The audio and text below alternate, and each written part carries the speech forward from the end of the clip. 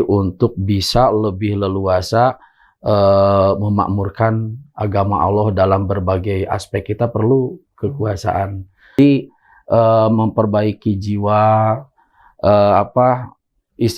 mengistiqomahkan jiwa di dalam kebaikan itu harus dinomor satukan. Zorpiyah, kamu semangat berjihad bi amwalikum, di dalam mengelola hartamu, ya kan? Dimana ada orang kaya, saya bisa jihadnya itu dengan memberikan wakaf. Assalamualaikum warahmatullahi wabarakatuh. Waalaikumsalam. Selamat datang kembali sobat-sobat semua di program Tanya Ustadz.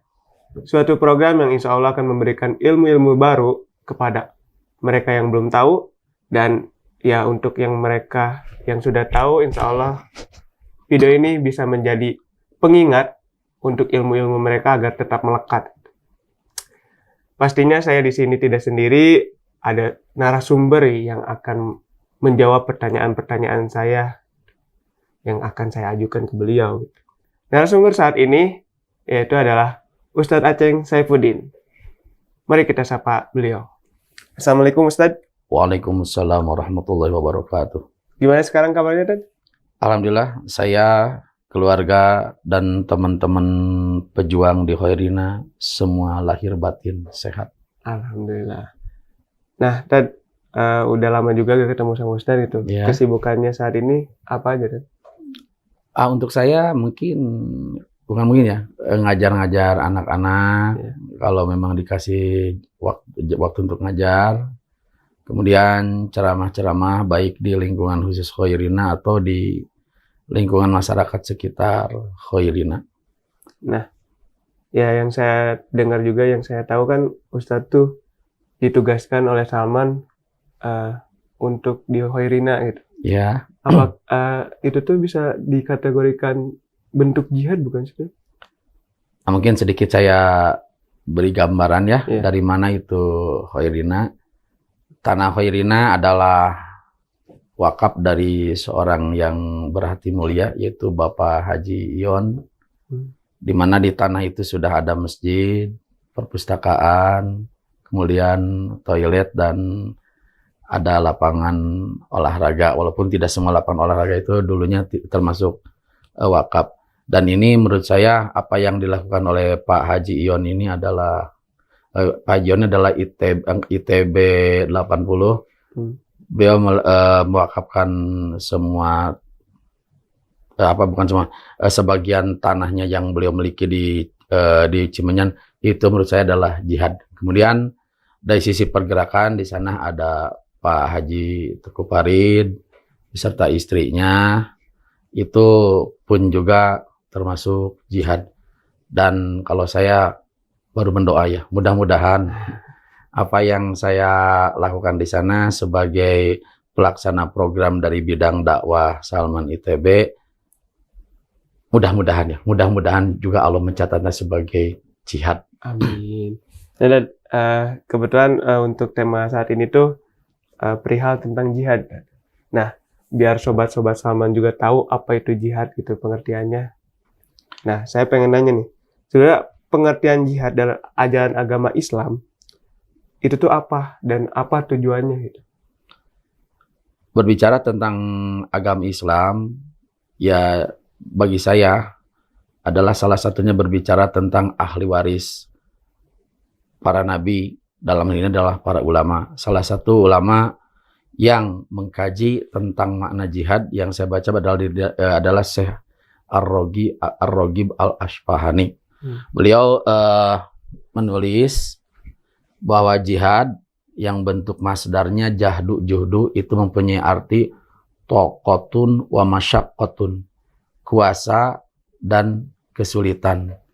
Jadi jihad itu adalah satu usaha umat Islam supaya dalam hidupnya itu punya kekuasaan. Tentu kekuasaan ini bukan tujuan untuk dolim, tapi untuk bisa lebih leluasa memakmurkan agama Allah dalam berbagai aspek, kita perlu kekuasaan.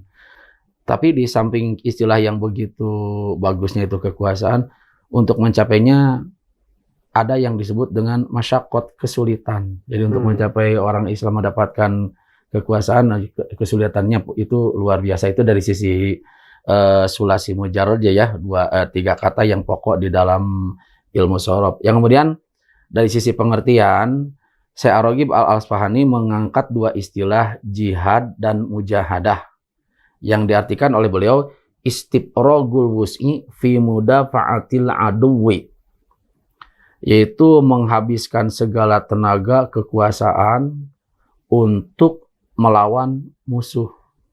Nah itu ya yang saya pahami dari sisi bahasa seperti itu, yaitu jihad artinya menghabiskan tenaga, menghabiskan kemampuan untuk melawan musuh. Itu dari sisi arti.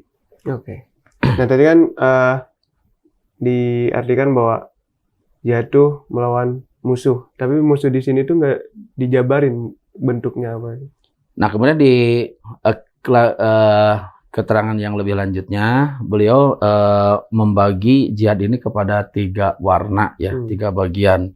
1 mujahadatul adwi zahir, yaitu melawan musuh yang tampak. Ya, melawan musuh yang tampak. Kemudian mujahadatus syaiton, melawan gerak-gerik setan yang dalam tiap detik, bukan menit ya, tiap detik selalu menggoda manusia supaya terjerumus kepada salah. Dan yang ketiga adalah mujahadatun nafsi,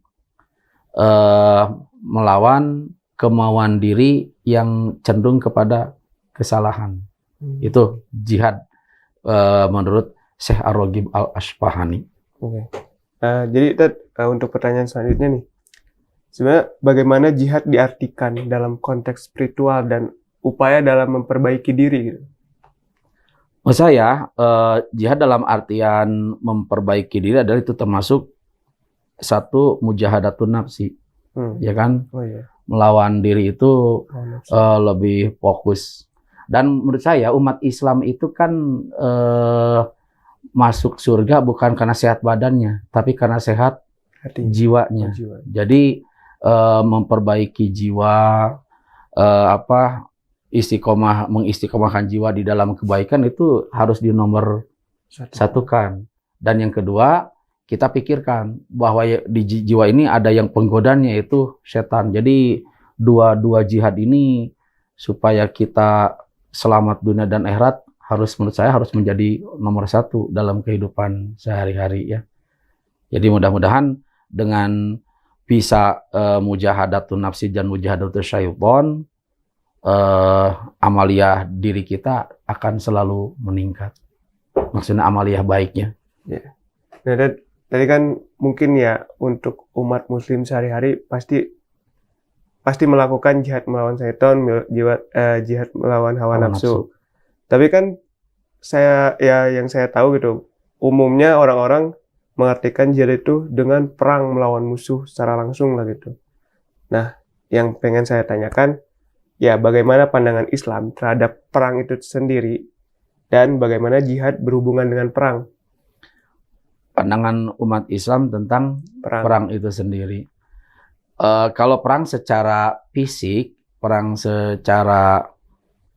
adalah dalam artian kita melawan kafir harobi. Jadi orang-orang non-muslim yang secara fisik bergerak melawan kita. Jadi kalau ada orang non-muslim seperti itu, kita secara fisik wajib bergerak ya. Tetapi alhamdulillah yang saya lihat di Indonesia itu kan non-muslim semua baik-baik ya. Kita lihat, kita punya saudara muslim di Bali, dan di Bali notabene-nya adalah mayoritas beragama Hindu, tapi orang Hindu di sana baik-baik terhadap saudara kita yang muslim atau di tempat-tempat yang jadi di Indonesia. Menurut saya perang fisik seperti ini tidak diperlukan untuk saat ini ya, dan mudah-mudahan kedepannya pun juga kita tetap rukun, damai sesama sesama masyarakat Indonesia. Nah, tadi hubungannya jihad dengan perang itu gimana? Apakah emang jihad itu perang doang atau gimana? Ya kalau secara dari sisi definisi yang tadi saya sampaikan, istifrogul us'i fi mudafa'atil aduwi, jihad artinya adalah menghabiskan tenaga untuk memerangi musuh. Kalau kita memerangi musuh biasa diartikan itu adalah berperang. Ya pasti intinya adalah seperti itulah. Jadi umat Islam harus punya semangat jihad, artinya harus punya semangat siap berperang, gitu ya. Tapi bisa diartikan juga bahwa ya jihad ini tidak hanya perang melawan ya kaum kafir ya. Bisa ya maksud tuh dilaksanakannya tidak berbentuk perang saja gitu. Bisa lewat yang lainnya mungkin. Oh, bisa jadi. Seperti di dalam Al-Qur'an kan kita sering membaca wajahidu bi amwalikum wa anfusikum fi sabilillah. Kalau diartikan wajahidu bi amwalikum, peranglah dengan bekal harta yang banyak, semangat jiwa. Kemudian mungkin diartikan juga dzorpiyah, kamu semangat berjihad bi amwalikum, di dalam mengelola hartamu. Ya kan? Dimana ada orang kaya, saya bisa jihadnya itu dengan memberikan wakaf, kemudian wakaf yang tetap seperti tanah, atau wakaf yang bisa berpindah-pindah dan berubah seperti bangunannya. Itu kan jihad dengan harta. Ya, kemudian jihad dengan anfus. Saya adalah kata orang soleh. Saya juga harus bisa mensolehkan orang lain supaya minimal seperti saya. Itu kan jihad-jihad. Berdakwah, ya, berdakwah dengan ruhani ya, dengan menyemangati perubahan mental ya, supaya akhlaknya bagus. Nah, berarti orang-orang yang bikin konten tentang dakwah biar orang-orang imannya kuat, ya seperti kita lakukan sekarang itu podcast, itu juga bisa termasuk jihad ya, Tad? Termasuk jihad. Karena ada bentuk untuk mengajaknya, dan ada usaha kesulitannya. Itu kan pasti ngajak orang untuk berbuat baik, itu kan bukan hal yang mudah ya. Iya, itu ada juga ada kesulitannya, tantangannya itu seperti itu. Nah, Tad, ada gak sih janji Allah terhadap orang yang berjihad gitu di jalan Allah? Kalau saya lihat di Al-Quran, ada firman Allah, walladzina jahadu fina lanahdiyannahum subulana.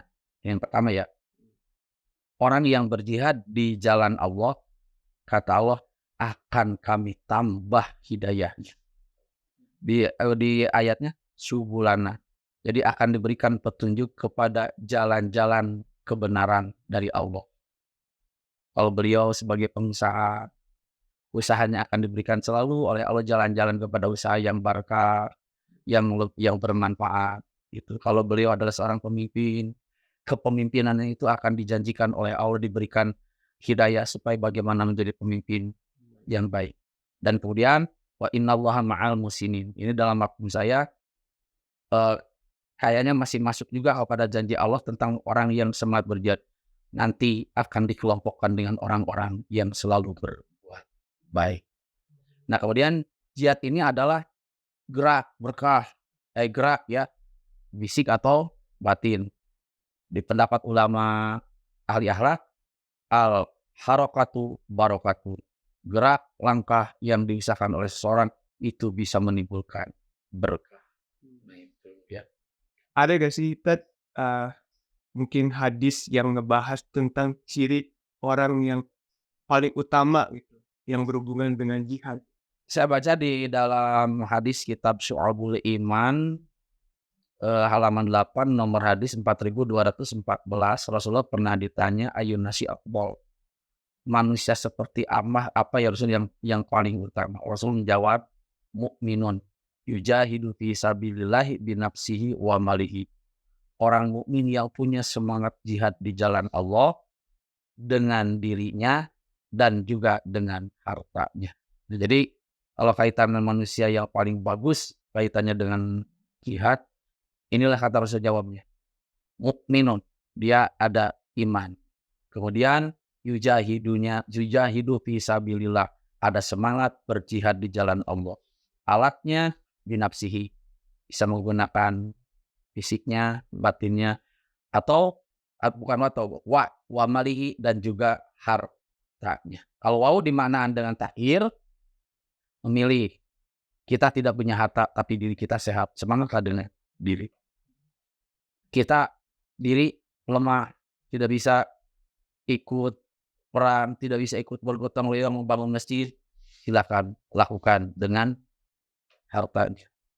Ternyata diri dan harta lemah, lakukan dengan batinnya. Mungkin udah masuk nafsi dengan berdoa, ya Allah, saya tidak bisa berbuat apa-apa dalam kehidupan bermasyarakat, di mana masyarakat saya sedang melaksanakan gotong royong membangun masjid. Saya hanya bisa berdoa, mudah-mudahan saudara-saudara saya yang sedang bergotong royong ditambah hidayahnya oleh Allah. Itu menurut saya juga termasuk jihad fi nafsi, ya, dengan keikhlasan berdoa. Masya Allah. Makasih Ustadz atas ilmu-ilmunya. Mungkin ya karena pertanyaannya sudah habis dari saya. Dan kita berarti harus mengakhiri juga video saat ini. Buat teman-teman semua, Sobat Salman, ya yang bisa kita ambil bahwa jihad tuh nggak cuma tentang perang loh gitu. Prakteknya nggak perang doang gitu. Bisa lewat harta gitu, mewakafkan sebagian hartanya untuk kepentingan umat Islam tentunya.